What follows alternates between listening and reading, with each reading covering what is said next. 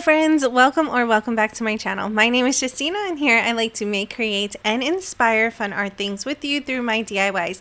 Now today we have a code orange. This is my first June-O-Ween video of the season because I have been seeing a lot of stores put out some of their Halloween decor and it got me super excited. As you may know if you've been following my channel, Halloween and fall season is my absolutely favorite time of year. So this really hits home for me and I really wanted to share some of these DIYs for you. I have 9 DIYs that make up 3 really cute projects, so I really hope you enjoy. If this is something that you are interested in and want to see more of, leave me a comment down below.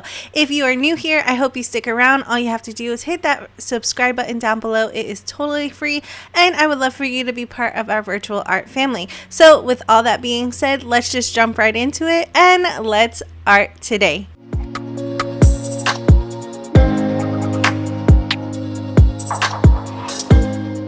For our first DIY, I have these really miniature terracotta pots that are absolutely adorable. I have 3 of them and I want to make them into a cute little set. I've been painting a lot of these lately and I have been enjoying every minute of it. This is really fun to do. So if you have some of these laying around with some of your fake succulent plants, pick it up and give it a nice makeover like I'm doing here. For the first one, I'm going in with my folk art home decor in the color Irish green and giving it a nice thick coat, making sure to get some even strokes all over it. For my next pot, I am going in with just a white acrylic paint, making sure to get all around it just like I did for the first one. And I do give this one about 2 coats of paint. I do place them to the side to completely dry before adding the second coat. For my last little terracotta pot here, I am just painting the top rim of the pot using that same white acrylic paint. Once again, I do give this pot about 2 coats of paint each time the paint had time to completely dry. And then we will move on to the next coat. So for this pot, I am going for a candy corn theme. So my next color, as you see here, is orange, and it's just in my folk art home decor regular acrylic paints. I believe I got these paints at Walmart.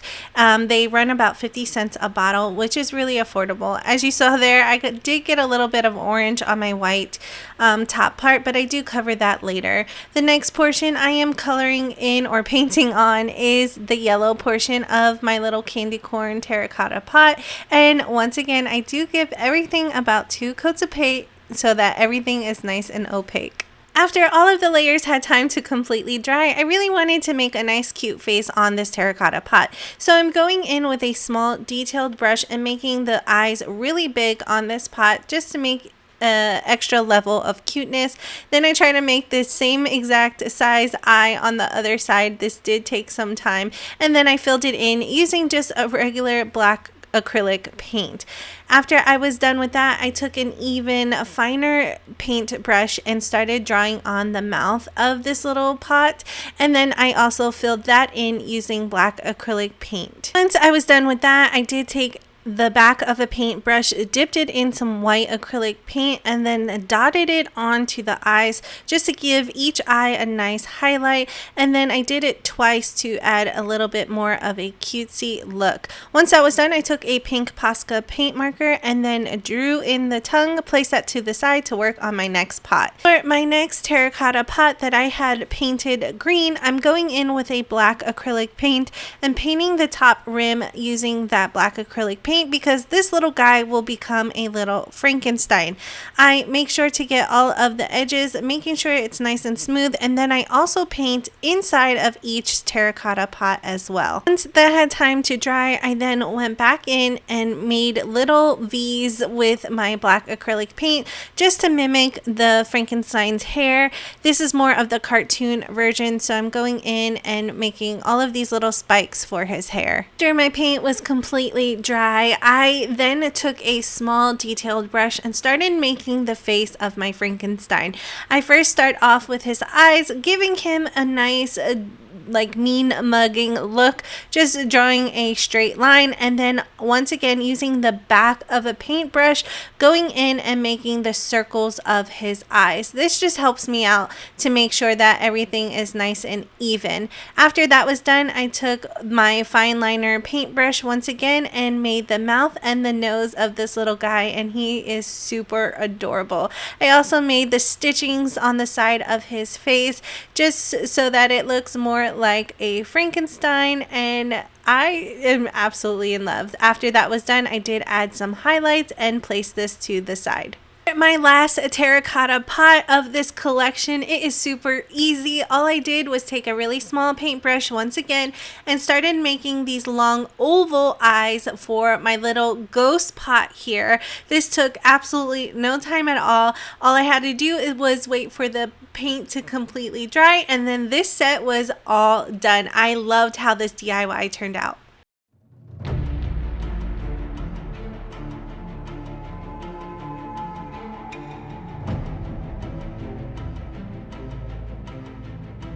Like I mentioned, these are going to be a little set, but you can also just make them for individual purposes, and they look super cute with fake flowers. For our next DIY, I really wanted to make a nice wooden sign, almost like a wooden pallet sign, using these wood planks from Dollar Tree. They're in their crafters square section, and 6, I believe, come in a package, which is totally affordable for $1.25. I took out 3 of them, and as you see here, I'm just trying to find the best placement that I want to have these laying out. To also help make my sign, I will be using 2 jumbo popsicle sticks to hold everything together. But the first thing I needed to do was paint each sign individually. The first sign I am going to paint is this one here. I go in with some white acrylic paint and paint the whole thing all over. Now, I'm not trying to be as neat as possible, because the dirtier this looks, the better it is, because this is a Halloween sign. For this one, I wanted this one to be looking more like a mummy, so I first went in and drew on the eyes, and then also the little mummification bandages all over it, with using some black acrylic paint. I fill in the eye portion using that same black acrylic paint, added some more details, and then filled in the eyes using my folk art home decor chalk paint in the color of a vintage mustard. I do give this section about 2 coats of paint so that the eyes really pop. Next, I just added 1 dollop of black acrylic paint in the center, and this sign was done. For my next plank, I'm going in with this really pretty orange color, and I'm painting the whole thing in this color because this plank will become my jack-o'-lantern. After everything was nice and adhered down and a little bit dry, I started to go in with a black acrylic paint and making the eyes of my jack-o'-lantern. All I'm doing is making 2 triangles, trying to make them as symmetrical as possible and even, and then finishing up the face. Once again, I'm drawing another triangle for the nose, and then I am freehanding out the mouth to make sure that everything was in the right position. After I had the mouth pretty much sketched out, I filled it in with the same black acrylic paint. And lastly, for this little plank, I drew in some vines using my folk art home decor chalk paint in the color Irish green, then placed that to the side to dry. Now for our last plank, I'm going in with my folk art home decor chalk paint in the color Irish green, because can you guess what this plank is going to be? Yes, it's going to be a Frankenstein once again. We really like Frankenstein over here, and I think it's super cute when I draw it in a cartoon style.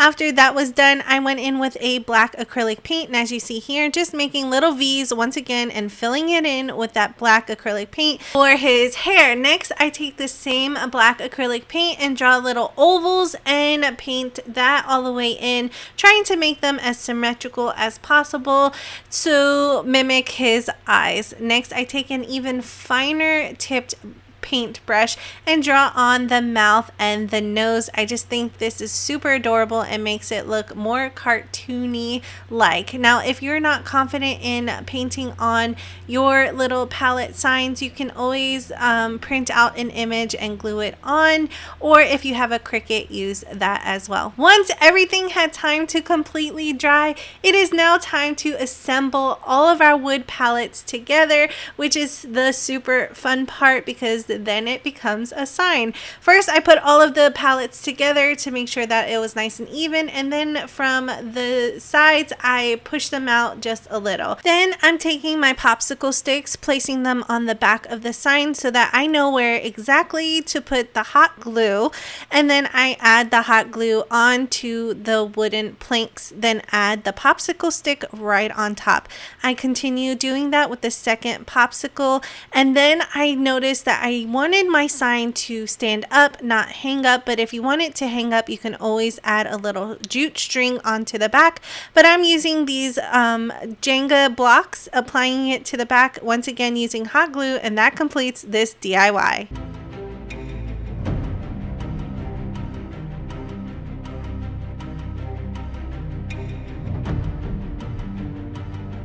Here is how my plank sign turned out. I absolutely love it, and this was super easy and fun to do. A great DIY to do with your little ones or your grandkids or whomever you want. Make it a family crafting night, but I absolutely love it and would love to know what you think about this DIY down in the comment section below. Moving on to our next DIYs and our next project, I have 3 of these foam pumpkins that I purchased from Dollar Tree. Now, I suggest when you see these coming out at Dollar Tree, grab them as you can because they go by pretty quickly. As you see, 2 of them I got at their Halloween section, and 1 of them I got in their fall section because they come out during the fall season, and they are great for all types of crafts. I even have a couple of videos with just using these pumpkins. I will link here and in the description box below. All I did was remove all of the tags and start working on each pumpkin individually. This one I'm painting in with my folk art home decor chalk paint in the color Irish green because I really love it for all of the seasons, and it's just what I have on hand. I will cover the whole entire pumpkin, and I do give each pumpkin 2 coats of paint. This pumpkin will obviously be, yes, Frankenstein once again. So after the paint had time to completely dry, I went in with a black acrylic paint and a thick paintbrush and started making those V's right on top of his head for his hair. I will continue this all the way around the pumpkin and fill in that little circle on the top. For the stem of the pumpkin, I did take 2 of them off and painted them black because these will be the little bolts for our Frankenstein. I placed that to the side, and then with a Posca paint marker in the color black, I started sketching on my little face. I made these little squiggly lines for his eyes because I wanted him to look a little bit scary, and then I started going in and drawing on the smile and the nose using that same Posca paint marker. For more added detail, I went in with my black Posca paint marker again and started sketching on the little stitching of our Frankenstein on both sides of his face. Once that was done, I took some white acrylic paint and started making highlights onto his hair, and then filled in the white portions of his eyes using that same white acrylic paint. Once I was done with that, I did set this pumpkin off to the side to dry completely. For my next pumpkin, I did paint it using a orange paint. I know it's hard to tell, but it is slightly different than the orange paint that already comes onto the pumpkin. Plus, some of it had some white pieces sticking out, so I just wanted to give that a nice paint over. Once I was done with that, I'm going to make this pumpkin into a scary jack-o'-lantern. So I took my Posca paint marker once again in the color black and started sketching on the face. After that, I did finish the face with the same Posca paint marker, drawing in the mouth and the nose. I do mess up a couple times, but I do fix it at the very end. And remember, you're just doing this for your home. You can make it however you want. If you want it scary, make it scary. If you want it cutesy, make it cutesy. After I had my sketch in, I wanted to start painting in all of the areas that were going to be black using a black acrylic paint. As I'm painting in the rest of my pumpkin, if you are new here and you haven't yet subscribed to my channel, I hope you do that today. All you have to do is click on that big red subscribe button down below. It is totally free, but make sure to click on the bell notification so that YouTube can always notify you every time I upload a new video. Plus, I would love for you to be part of our virtual art family. After I was done painting in all of the black portions, I wanted to give each pumpkin lots of details, so I'm going in with my Folk Art Home Decor chalk paint in the color Irish Green and giving this pumpkin lots of vines. I put it on top of his head, below his body, and all over just so that he is nice and detailed. I further then add different colors later on just to give it more depth. When that was done, I did go in with a white acrylic paint and started adding the white parts of the eye onto his eyes. Then I will add more details with the white paint by painting in his teeth and fixing up anywhere that I made a mistake. I will then place this pumpkin off to the side to dry completely. For our last pumpkin, I went in with a black acrylic paint and gave it 2 coats using this paint because this pumpkin is going to turn into a black cat. I then went in with a green Posca paint marker, the lightest one that came in my set, and started making these half moon shapes on the center of my pumpkin because these will become my cat's eyes. Once I was done with that, I took another Posca paint marker and started drawing on the rest of the details for my cat. I went in with some whiskers, then drew in the teeth, the nose, and then the mouth. I then fixed all of my problems areas, and then I will set that pumpkin off to the side to dry completely. After I finished all of my pumpkins, these can be used separately, but I wanted to stack them, making them one big project. To stack my pumpkins, all I'm using is my hot glue gun on the low setting so that it doesn't melt the foam, and I'm adding the Frankenstein on top of the cat and then adding the pumpkin or jack-o'-lantern on top of the Frankenstein. The last thing I needed to do was add the bolts to my Frankenstein, and since the stems come with the toothpicks, all I needed to do was stab it on the side of the pumpkin, and then I adhered it down using my hot glue gun, and that completes this DIY.